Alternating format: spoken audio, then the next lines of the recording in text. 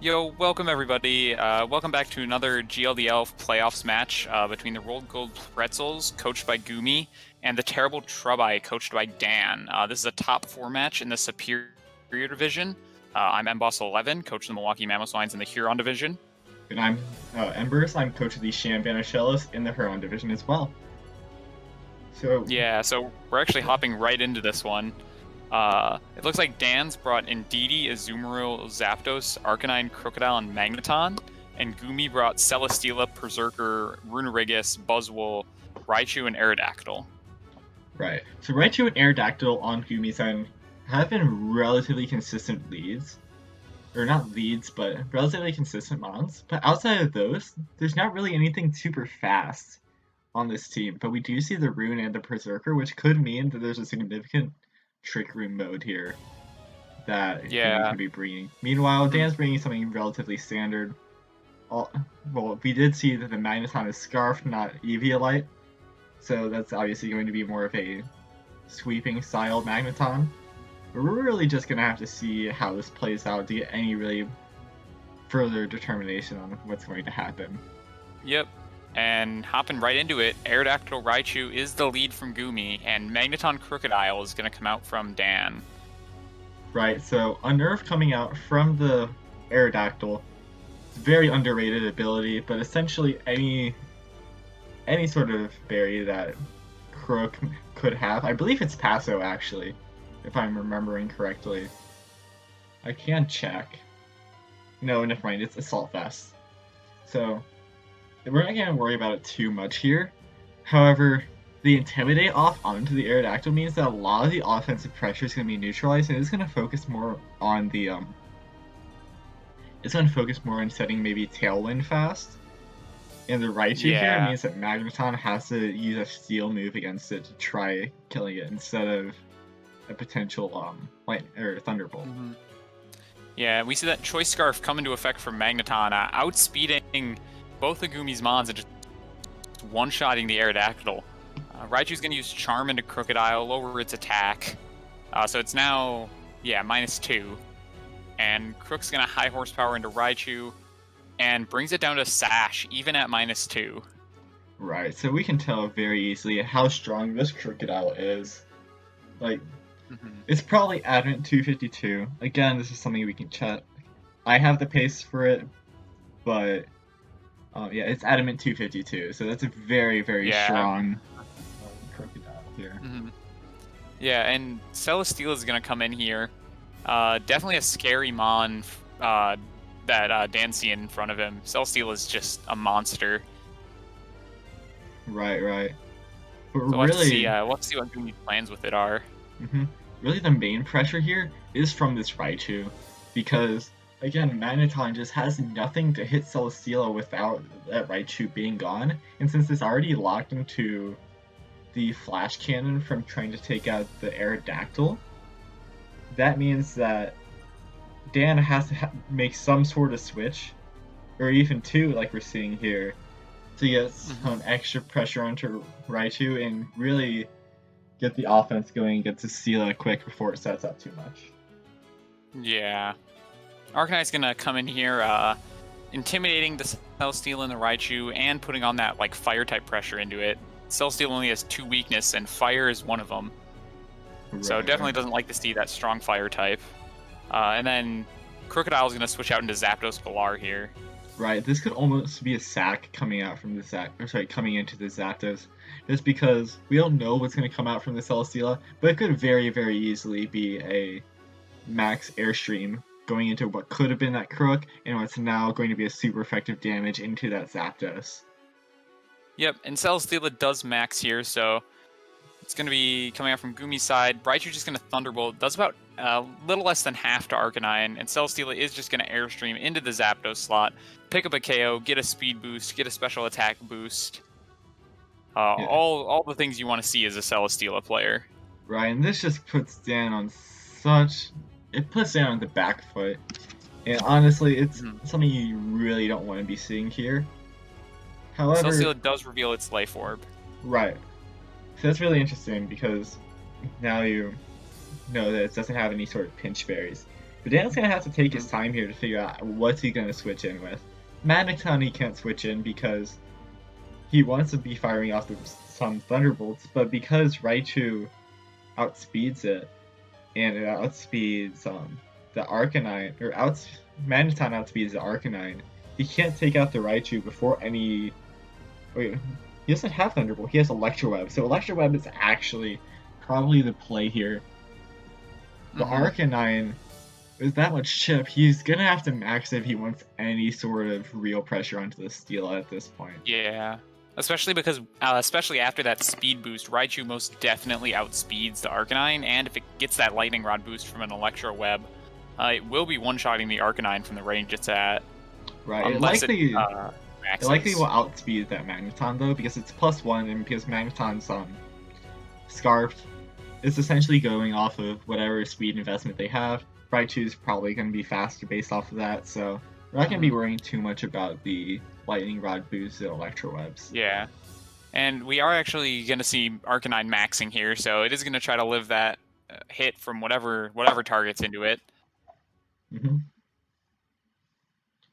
It did take some chip, though, so it isn't at as good of a health bar as you'd like to see. Steela's just going to max guard here, hoping to take a hit. Raichu's going to Electro Web, dropping the speed of both these Mons. Right. Very sound play on Goomy's end. And Magneton's going to use Sunny Day. So probably trying to boost the power of that Arcanine's attacks here. Just give it that extra boost it needs. And Arcanine's going to max flare into Celesteela. So Celesteela dodges a bullet there. And this Magneton now has to switch out, or it's doing essentially nothing. Right. But this gives not a good position for Dan. This gives Celesteela and entirely Goomy's end so much information to work with, because he knows how Magneton's been switching in and out. He can probably understand that it's some sort of choice, and so he knows that it's a crook coming in on the Magneton side. Especially after the turn 1 outspeed of the Aerodactyl from that Magneton, you know it's for sure Choice Scarf. Right, so and Arcanine's gonna max guard here. Okay. So Raichu's gonna nuzzle, yeah. So Arcanine protects itself from the nuzzle, but Celesteela targets correctly, airstreams into the partner slot, picks up a one-hit KO on Crocodile. It's now +2 speed, +2 special attack, and is looking to just snowball the game. Yeah. But that should be it for Celesteela's max turns. End. Yeah. Right. So game might not be quite over yet. Right. It's all about how much damage is going to go off onto this Arcanine before it can pick up the KO into the Celesteela. But given it's probably an Air Slash plus a Nuzzle, that's so much against Dan here. And Dan's probably thinking about game 2 at this point. Yeah. The Celesteela can even protect here. It'll take a lot of damage from a flare, but it's certainly not game-ending damage. And Dan's gonna max guard Arcanine for second turn in a row, actually, so he doesn't get the double. Eats a Nuzzle from Raichu, so it's gonna paralyze him. Celesteela didn't protect, so it's gonna be going for some sort of attacking move. Flamethrower, which is gonna go into Magneton. Should pick up the knockout in Sun. It does. So now Celesteela is +3, and there is a -1 speed paralyzed Arcanine on the field against a +3 special attack Celesteela. Right. And the Arcanine is out of max. Right. So obviously Dan is trying to go for the end game of getting the Raichu out before it can potentially paralyze and deal with the Celesteela outside of max. But unfortunately, he really has no way of dealing with the Celesteela now, because that +3 is just going to be doing nothing. So Dan's rather just trying to scout for as much information as possible. He knows he's lost the game. There's no end game, especially with the Flare Blitz existing, with how much damage the Celesteela is going to do. And so really he's taking his time and trying not to give away too much about his moveset. Yeah, and especially because Goomy kept that 1 HP Raichu around for the entire battle. He never had to show his third Mon, which is super interesting. It means he gets to preserve that information for game 2. Meanwhile, Dan's got to figure out how in the world he's going to get through this Celesteela Raichu combo. Right. It's got to come from taking out this Raichu quick, right? But Uh, yeah, I would think so. he's got to figure out in what way is he going to work on taking out this Raichu. Because there could be some priority coming out from the Azumarill, possibly if Aqua Jets exists. But that's a very inconsistent way of dealing with it. And honestly, it's more about how he positions that Crook, how he uses NVD, if he wants to bring that. Really, he understands the team way better than we do. But Yeah. this is a massive hurdle to overcome, and especially since he has to keep and preserve that momentum to actually close out the game rather than just taking out the Raichu quickly. Yeah, for sure. And the issue is none of Dan's ways to really hit the Celesteela hard particularly want to eat any moves from it. The Crocodile is Assault Vest, but Celesteela could be carrying something like a Giga Drain to try to hit it super effectively. Or even just a Max Airstream certainly isn't gonna tickle. It's definitely gonna do some damage into it.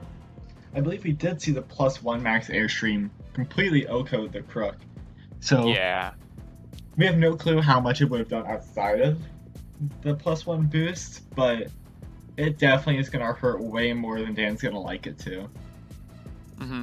Also, yeah, the Celesteela's Life Orb, so it's definitely packing a punch here. Which means Dan's really going to be on the back foot trying to figure out how to deal with it. Right.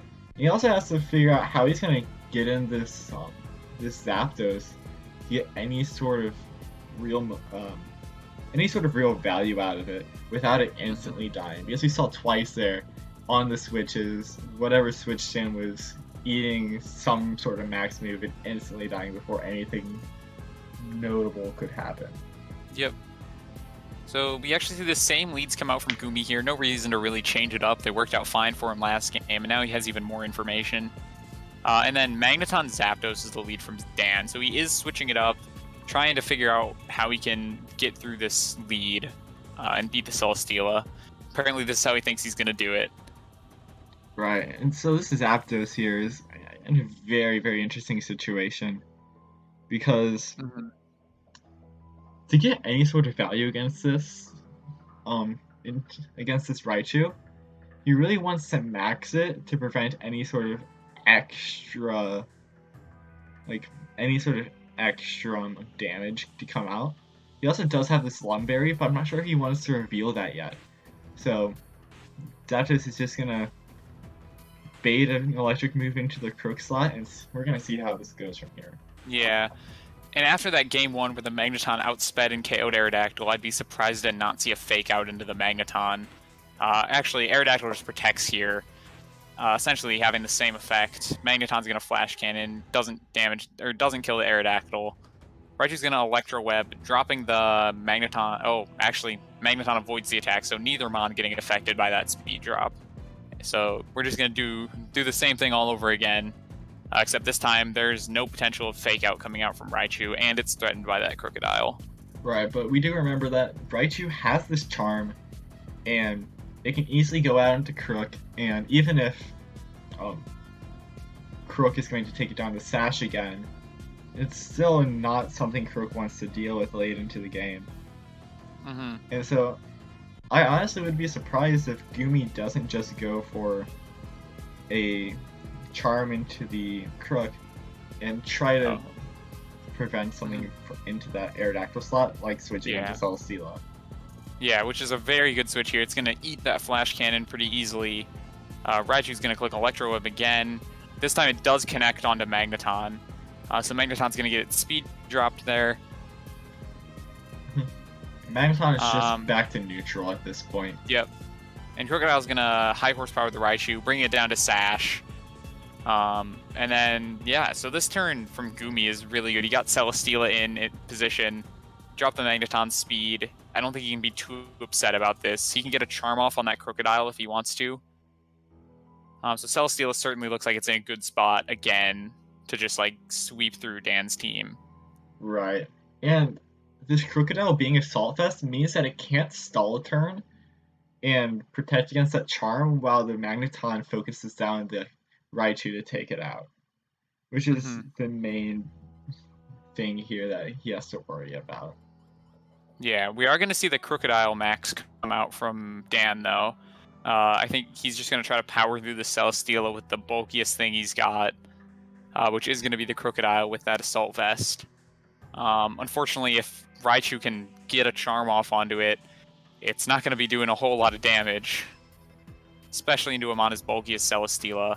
But Raichu is just going to Electro Web, actually. So just going to drop the Magneton speed even further. Celesteela doesn't max, but it also doesn't protect, so it's just going to be eating an attack here from Crocodile, which is going to be that max flare, which Ooh, does not quite take out Celesteela. It does set the sun up, though, and it brings down just a sliver of health, so Celesteela isn't going to be doing a whole lot else, but it gets off the flamethrower into Magneton, which knocks it out. right. So even though he didn't max yet, it is a very solid play from Goomy because he probably has done the calcs. Wait, never mind. Celesteela does drop, so there's no max Celesteela for this game. Yeah. And probably has a sigh of relief there knowing that the main thing that Raichu is protecting is gone. And really, Indeedee can come in for free, start redirecting for the Crocodile, and prevent any more charms to come out. Yeah. That Aerodactyl does come out, though, so if Goomy wants, he's going to be able to have that Tailwind. So he can set up for whatever other Mon he has in the back here. Mm-hmm. So we'll just have to see what he's planning on using. Indeedee here is probably going to just click Follow Me to protect the Crocodile from Charm. You don't want your max target getting so nerfed from that Charm. But I think it's a super interesting position from Goomy because I don't know what he's going to max at this point. None of his Mons really like to see the combination to Zapdos and Crocodile. So it'll certainly be interesting here. Right. My main thing I expect is maybe a Buzzwole in the back as the real max target. And so he's gonna really just try to hope and pray to live a Brave Bird. Maybe it's Cova Berry. I'm not sure. But if we do see the Cova Yeah. Berry Buzzwole max in the back, that could spell trouble in the end game for Dan. And we do see Aerodactyl protect, or Aerodactyl protects, and Indeedee just uses Follow Me. So Nuzzle from Raichu is going off into that Indeedee, just trying to put the paralysis in its favor. And then Quake's going to come out from Crocodile, go into Raichu, and knock it out. It's at 1 HP, so no matter what Dan does into it, it'll be dying here. Right. Crook's going to get the Spadef boost too, so it's now AV and +1 Spadef, so it's super specially bulky. Mm-hmm. So, yeah.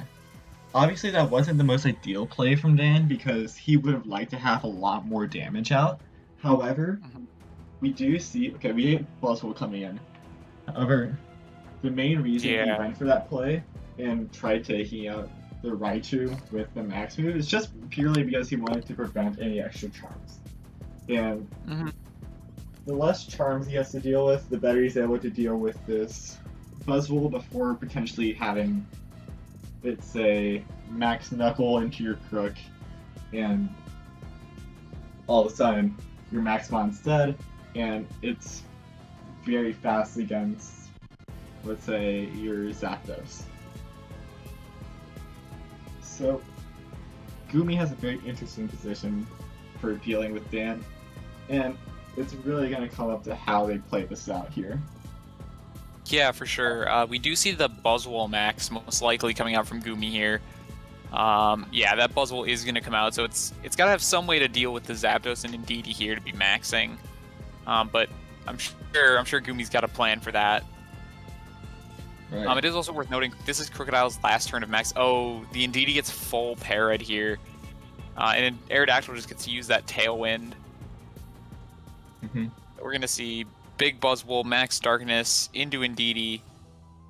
This is just going to be a one-hit KO, and Buzzwole is going to get that Beast boost. That's going to be so crucial for finishing off this end game. Right, I believe indeed he tried going for the Expanding Force, so the fact that it didn't get that off is absolutely huge. However, if it was going to follow me, then that really didn't matter because of the targeting anyway. And its max flare not even taking Buzzwole down to half is probably even more huge than anything. because, I mean, Crocodile is going to have, say, the Fire Punch, I believe. It's either Fire Punch or Fire Fang Yeah. to deal with that Buzzwole. However, he needs that Sun to even get close to dealing with the Buzzwole at this point. Yeah, and the fact that Buzzwole has that tailwind behind it and it's at +1 from the Beast Boost just puts Dan in a really awkward position. Not to mention Aerodactyl's still at full health, so it can do a bunch of chip damage onto something, and Buzzwole could just finish it off. Right, so Crook actually taking that Thunder Fang and is wanting to get it into that Aerodactyl.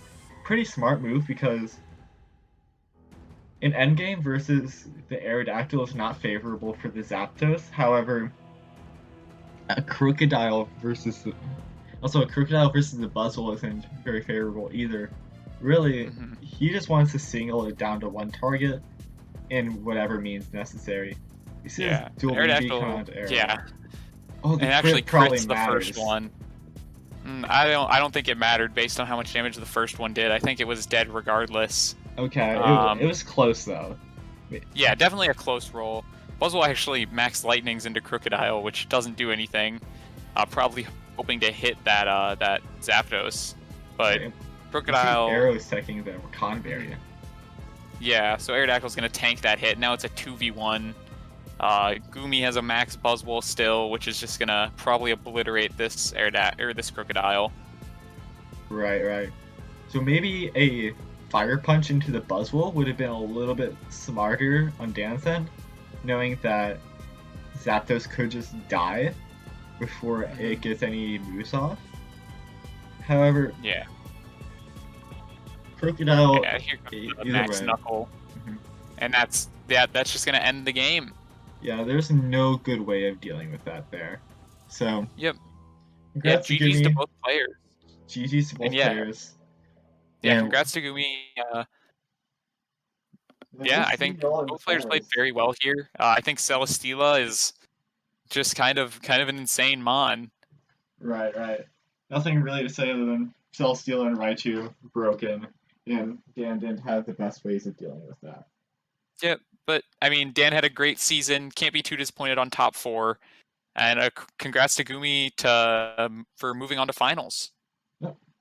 So yeah, that will be Flamingo and Wake commentating at finals. We can't wait for y'all to see that, and it'll be, I guess, Goomy versus whoever's the winner of the other match that you'll see there. So anyway, GG's to both players again, and that is us for our season of commentating. It's been fun. Had a great time. Mhm. So hopefully we'll be back next season. Hopefully.